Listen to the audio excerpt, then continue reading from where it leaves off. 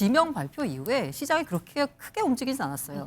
그런데 낙폭이 확대된 건 그간 너무 이 금시장이나 은시장에 전통적으로 그 현물을 매수하는 중앙은행에 더해서 최근에 투기성 자금이 너무나 많이 들어왔기 때문에 네. 이른바 레버리지 거래가 많아서요. 레버리지의 연쇄 청산이 일어났다라고 볼 수 있고요. 네. 시장을 구체적으로 보자면 CME 시장에서 서킷 브레이커가 고장이 났답니다. 아. 그러다 보니까 하락을 할 때 잠시 거래를 멈춰서 좀 시장을 진정시켜줘야 되는데 그 작용을 못하니까 그대로 그것도 밀렸고요. 못했군요. I think he may get Democrat votes. I think he's so good that he'll probably get Democrat votes. He should. He's very good. My choice, my Fed choice. He should get Democrat votes. 네, 케빈 워시가 지명됐다는 소식이 들리고 나서 금값, 은값 모두 폭락을 했습니다. 진짜 역대급으로 떨어졌어요. 네, 금값 같은 경우에는 10% 가까이 밀렸고요. 네. 그래서 역대 최고가 5,400달러를 장중 찍기도 했었는데 갑자기 이틀 만에 5,000달러 선이 무너지는 일이 네. 발생했습니다.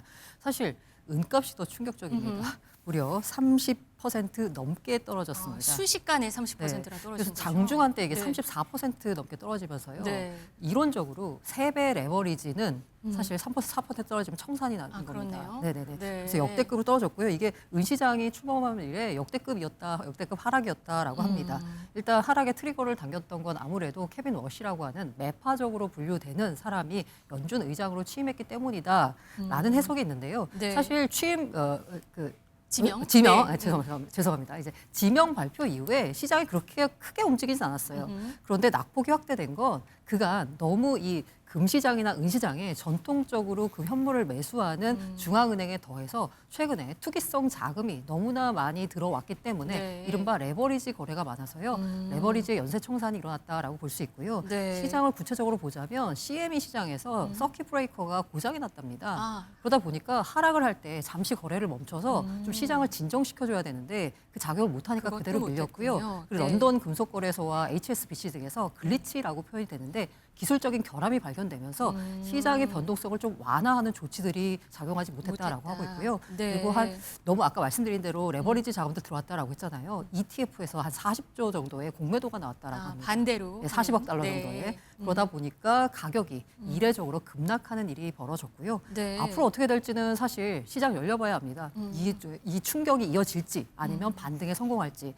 일단 선물 시장에서는 약간 반등에 성공하고 있는 모습이라고 합니다. 네, 비트코인도 얘기를 안 할 수가 없어요. 네, 맞습니다. 비트코인도 워시 쇼크를 받았다 이런 표현이 나올 정도입니다. 사실 주식시장도 약간 하락하긴 했지만 그 네. 낙폭이 미미했거든요. 근데 금이나 은, 비트코인과 같은 자산의 성격을 보자면 세 개의 자산이 모두 다 레버리지가 좀 많이 낀 자산이라는 거예요. 네. 투자자들의 성향 자체가 조금 더 아니 뭐 금과 은은 전통적인 투자자들이 아니라 최근에 유입된 들어온, 약간 네. 투기성 자금들이 레버리지가 꺼 있었기 때문에 약간의 하락만으로도 연쇄 충격이 일어나면서 큰 하락이 나타났다라고 볼 수 있습니다. 네, 월가 주식 시장도 하락세를 보이기는 했어요. 근데 아주 큰 충격은 아니었던 걸로 네, 보여요. 맞습니다. 시장은 지금 어떻게 이걸 해석하고 있는 건가요? 이게 시장이 조금 그 케빈 워시의 그 입장에 대해서 조금 약간 반신반의하고 네. 각자의 입장에 따라서 좀 다르게 해석하는 경향이 있는데요. 네. 일단 케빈 워시 자체는 금리 인하에 대해서 반대하는 입장입니다.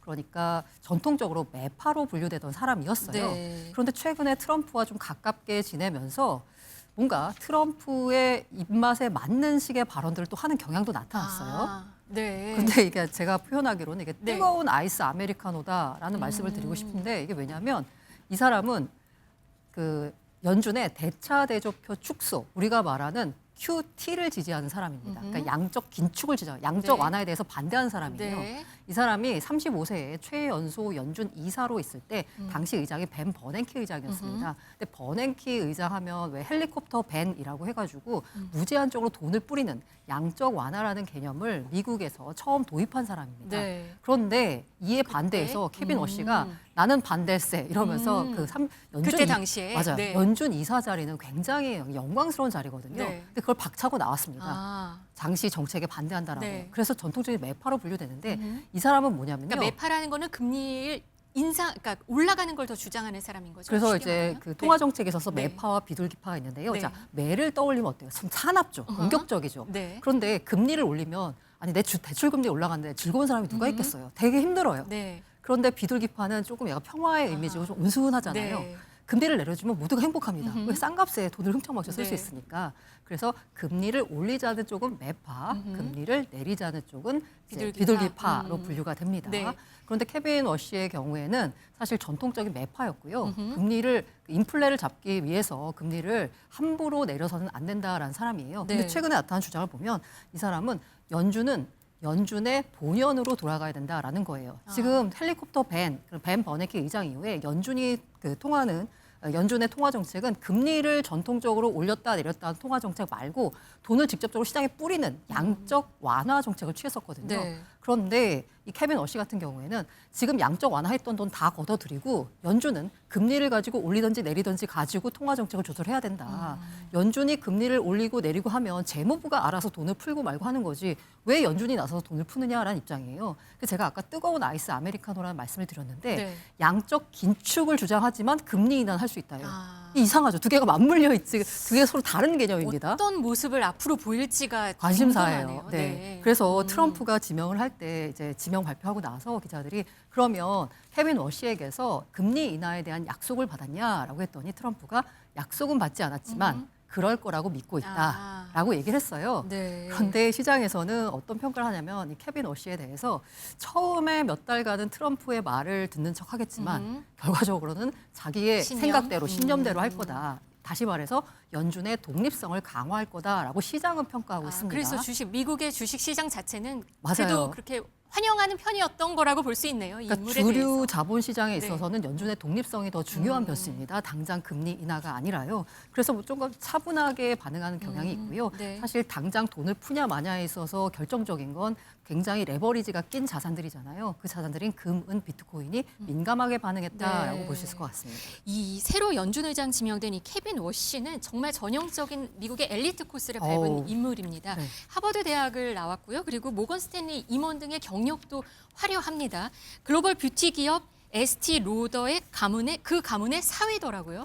그래서 일각에서는 이 장인 어른의 입김이 좀 세게 작용했다라는 얘기가 있습니다. 이 로더랑 트럼프 맞아요. 대통령은 20대부터 친구라고요. 같이 이제 와튼 스쿨 동문입니다. 그리고 있어서 로도 회장이 트럼프의 굉장한 정치적 후원자이기도 하고요. 그런데 이제 이 케빈 워시 같은 경우에는 그 로도 회장의 딸과 결혼을 해서 지금 저 딸의 재산만 한 3조 정도 된 걸로 알고 그래요. 있거든요. 그러니까 아쉬울 게 없는 사람이죠. 전통적인 엘리트 코스를 밟고. 네, 트럼프 대통령에게 덴마크령 그린란드를 사들여야 된다 이런 아이디어를 제시한 인물도 이 로더였더라고요. 예, 맞습니다. 이게 투자 컨소시엄 그린란드 투자그룹이라고 있거든요. 여기에 로더 회장이 이제 일원으로 참여하고 있는데 처음에 이제 트럼프 1기 때 그린란드를 사야 된다. 사실 트럼프가 1기 때도 그린란드에 대해서 굉장한 얘기했죠. 네. 좀 야욕을 드러냈었어요. 근데 그 발언을 찾아와 봤더니 로더가 트럼프한테 그린란드를 사라고 했다는 거예요. 이 얘기를 이제 자기 참모들한테 야 로더가 그린란드 사라고 했는데 어떻게 생각하느냐라고 말했다는 거예요.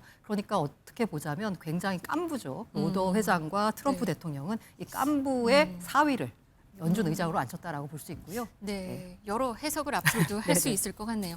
우리 주식시장 보죠. 오늘 우리 주식시장 지금은 하락하고 있거든요. 이거는 어떻게 해석해야 될까요? 앞서서 금, 은, 비트코인 같은 자산, 뭐 비트코인 좀 예외이긴 하지만 금은을 봤을 때 낙폭이 컸던 이유는 뭐냐면 네. 그가 너무 빠르게 올랐다라는 겁니다. 그러니까 급등에 따른 경계감이 작용을 했고요. 이른바 차익 실현 매물이 나왔다라고도 볼 수 있어요. 근데 차익 실현 매물이 나오면서 약간의 하락이 나오니까 이게 레버리지가 청산이 되면서 낙폭이 커졌고요. 우리 증시 같은 경우에도 사실 너무 빨리 올라왔잖아요. 네. 그렇기 때문에 그에 대한 하락이 나오고 있다라는 생각이 들고요. 네. 그런데 낙폭을 보면 뭐 상대적으로 크지 않습니다. 아, 그래요. 그 이유는 뭐냐면 일단 우리 시장 분위기가 아직은 너무 좋습니다. 네, 그렇군요. 지난 주말에 금값 지금 떨어진 상황이거든요. 그래서 오늘 금값 어떻게 움직이는지 좀 봐야 되긴 하겠는데 그래도 금값은 지금 금값인 상황입니다. 주변에 뭐 금부치 뭐 있나 찾는 분들 사실 많으신데요. 중국에서도 이렇다고 합니다. 중국에서는 폐기된 휴대전화 칩에서 금을 추출하는 이른바 유심 연금술 영상이 온라인에서 확산되고 있다고 해요. 이거 보셨어요? 이거 어떤 네. 내용이에요? 이거 봤는데 좀 약간 네. 말이 안 되는 게 왜 유심칩이라고 혹시 다 보셨잖아요. 심카드에 있는 거. 휴대폰 안에. 네. 거기 보면 약간 이제 그 금부치처럼, 금처럼 보이는 게 네. 보이는 게 있죠. 그거를 다 모아가지고 190g 금을 만들었다라는 거예요. 그런데 이거 하려면 그 아까 말씀드린 그 유심칩에 들어있는 금 양이 0.5mg이 채 되지 않는다라고 합니다. 그래서 이론적으로 그램 이상의 금을 얻으려면 수십만 장의 그 유심칩이 있어야 되는 거예요. 네. 그리고 어떤 전문가는 0.02g 물론이고 그 1000분의 1도 추출하기 어렵다라고 해서 논란이 커지니까 그 영상을 만든 사람이 원작자가 유심 카드 외에도 도금 성분이 많이 포함된 다른 폐기물을 함께 사용했다라고 네. 해명하면서 이 진위성의 논란은 확 사그라들었습니다. 네, 뭐 영상 중 수치 자체가 현실적이지 않다고 지적을 하니까요. 좀 참고하셔야겠습니다. 근데 요 중국에서 네. 나타났던 거는 그 유심칩 논란보다 네. 그 중국이 금을 좀 좋아하잖아요. 그래서 그렇죠. 민간 금 보량이 한 3만 톤 정도로 세계 2위인데 네. 사실 여기에서 지난 그 중국에서 투자 사기 사건이 하나 벌어졌습니다. 네. 한 3조 원대 그 금을 투자하세요라고 해놓고 금을 못 주겠습니다라고 하면서 이른바 이제 뱅크런이라고 해야 되나요? 회사가 파산한 사건이 있어서 이게 아마 지금 금 투자 랠리에 약간의 제동을 걸 것으로 보입니다. 그럴 수도 있겠네요.